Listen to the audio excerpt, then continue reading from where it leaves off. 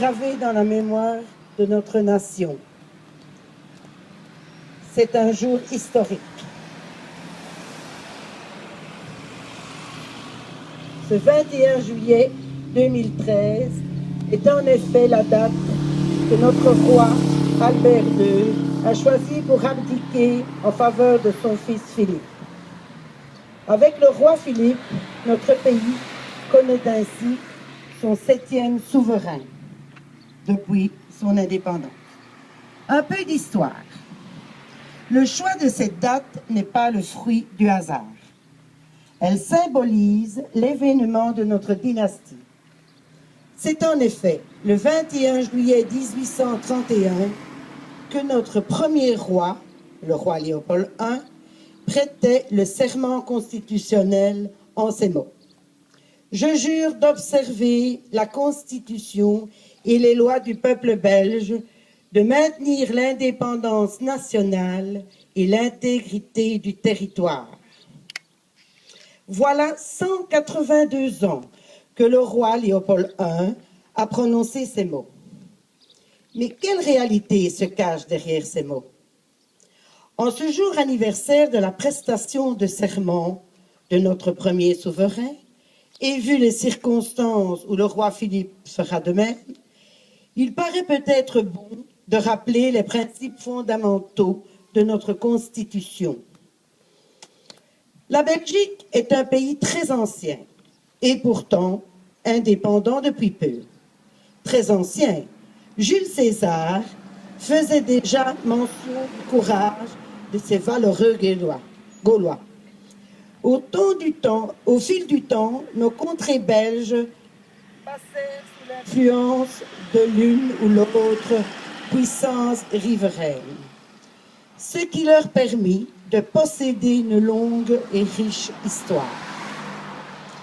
Les différentes phases de celle-ci ont toutes contribué à la diversité, l'ouverture, la particularité et la force de la Belgique actuelle. Une fois le problème de l'indépendance résolu en 1830, il convenait de réfléchir à l'élaboration d'une loi fondamentale démocratique qui répondait aux circonstances particulières du pays et qui était en harmonie avec les mœurs des Flamands et des Wallons. Le choix d'un roi s'imposa. Le roi d'un choix s'imposa car il incarnait et il incarne toujours l'indépendance du territoire. La première constitution belge était très centralisatrice, c'est-à-dire qu'elle dotait l'État central d'un pouvoir fort pour renforcer l'unité du pays. Ces principes élémentaires sont toujours d'actualité aujourd'hui. Le principe de base est la séparation des pouvoirs. Le pouvoir législatif, le pouvoir exécutif et le pouvoir judiciaire. Le pouvoir exécutif est confié au roi et à ses ministres. La responsabilité de la politique gouvernementale est cependant du ressort des ministres. Aucun acte du roi n'est suivi sans la signature d'un ministre. La Constitution garantit également les libertés fondamentales du citoyen. Tous les Belges sont égaux devant la loi. Chacun est libre d'exprimer son opinion dans tous les domaines et de pratiquer la religion de son choix.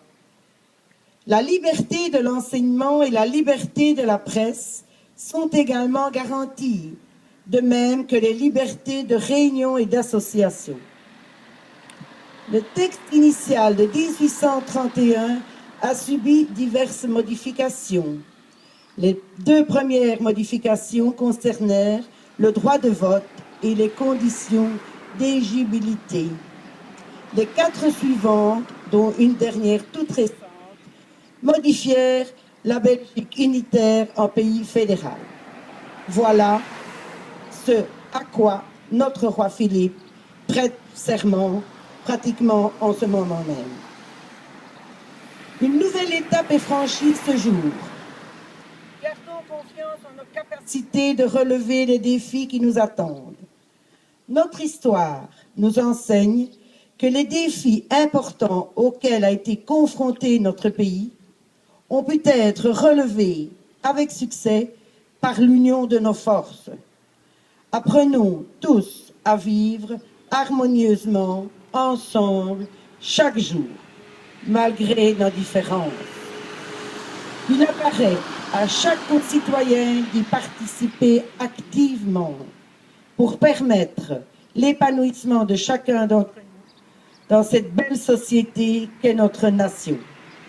Gardons en mémoire notre devise, l'union fait la force. Je vous remercie de votre attention.